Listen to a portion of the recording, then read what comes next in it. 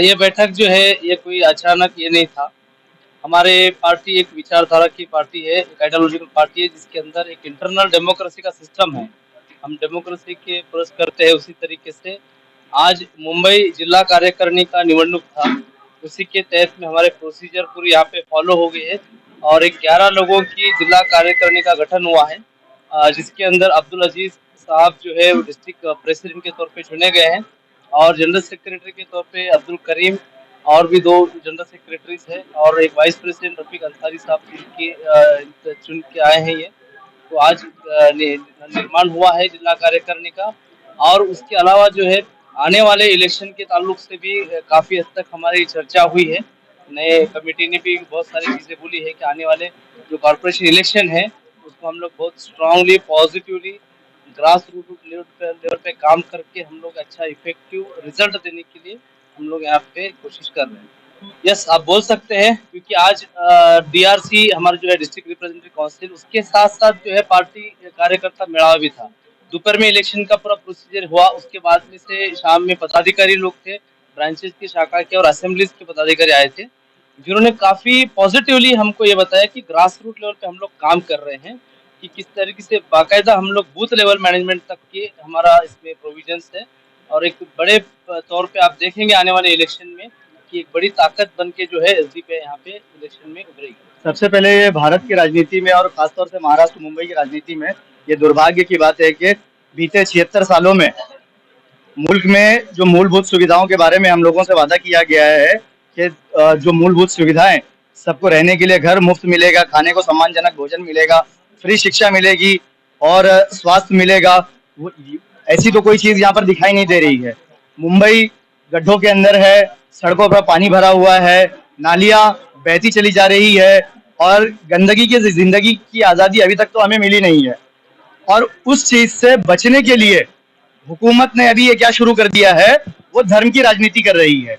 आपसी लोगों के अंदर मेलजोल और जो मोहब्बत इखलास था, आज आप सूरत हाल ये देख रहे हैं, एक भारतीय के सामने दूसरे भारतीयों को दुश्मन बना करके उन्होंने ऐसा ध्रुवीकरण किया है कि जिस तरीके से अवसरवादी राजनीति अपनी सत्ता पक्ष को बचाने के लिए, अपनी कुर्सी बचाने के लिए और अपनी कुर्सी के चारे पाए बचाने के लिए उन्होंने एक पड़ोसी को दूसरे पड़ोसी को दुश्मन बना करके लोगों के सामने पेश कर रखा है और इस तरीके से वो आने वाले समय में उसको मुद्दे की राजनीति करने की कोशिश कर रहे हैं।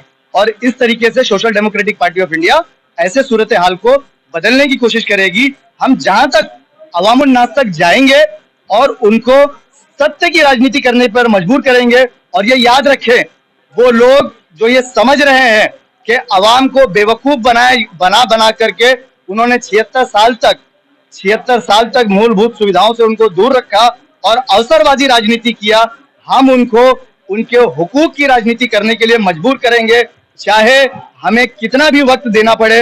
ये याद रखें, social democratic party of India का जो फ्लैग आपने देखा है, फ्लैग का 1/3 हिस्सा जो आपने लाल रंग देखा है, वो लाल हमारे कैडर के खून से सींचा हुआ रंग है और वो जो हरा रंग है वो अमन का रंग है। हमें ये उम्मीद है कि आने वाले समय में अमन आने वाला है। वो सितारा जो दिल्ली के लाल किले से आपको एक दिन देखने को मिलेगा, ठीक उसी तरीके से आने वाले मुंबई के इलेक्शंस में आपको, महानगर पालिका इलेक्शंस में आपको एक निष्पक्ष और सामान्य नागरिक के लिए काम करने वाले ऐसे ईमानदार दयानतदार नेता भी ऐसे मिलेंगे जो आम नागरिक के लिए, जिनकी मूलभूत सुविधाएं, जो जरा सी पानी में गटर का पानी उनके घर में घुस जाता है, रात में भय से वो सो नहीं पाता है, कहीं ऐसा ना हो कि जोरदार पानी गिर जाए और छत टपकनी लग जाए।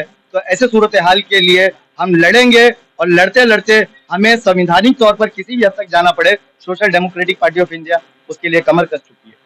देखिए कैसा है ना, महानगर पालिका का चुनाव अभी हाल ही नजदीक है। आप लोग सब जानते हैं कि आने वाले चंद महीनों में महानगर पालिका का चुनाव होने वाला है और हर पार्टी की कुछ ना कुछ तैयारी होती है। उसी तरह से social democratic party of India ने भी एक प्लान किया हुआ है।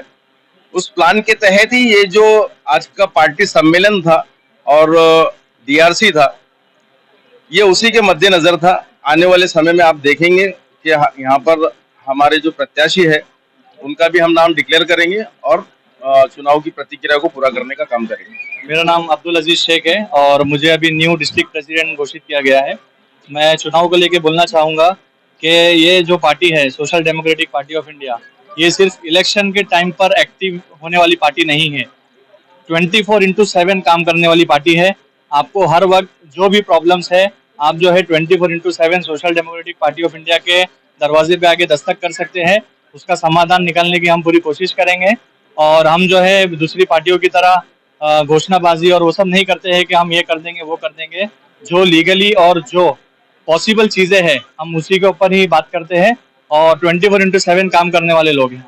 देखिए, जैसे कि आपने जैसे किरीट सोमैया के बारे में बोला, उसका एक राजकारण है। वो जब भी देखेगा तो गोंडी में गया, उधर अंटाव फील्ड में गया, वहां पर उसने सिर्फ एक ही समुदाय को लेकर उसने बोला कि नॉइज पॉल्यूशन एक ही समुदाय को लेकर हो रहा है।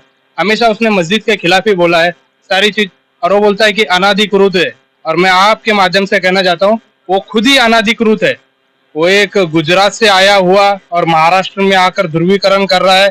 और आप देखेंगे घाटकोपर में मराठी लोगों को सोसाइटी में रहने नहीं दिया जा रहा था, उनको सोसाइटी में नहीं रहने दिया जा रहा था, उनको घर नहीं मिल रहा था। उस वक्त ये कहाँ था? उस वक्त वो कहाँ था?